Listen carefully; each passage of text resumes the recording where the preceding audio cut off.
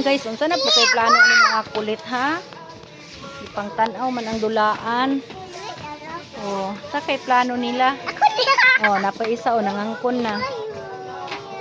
Ala! Tanawon sa natong presyo boday. Tanawon sa natong presyo ha. Uy, ayaw na lang uy. Sunod na lang bod. Sunod na lang. Sige na uy. Ay, tayo. Sige. Sige na lang uy. Sunod na lang.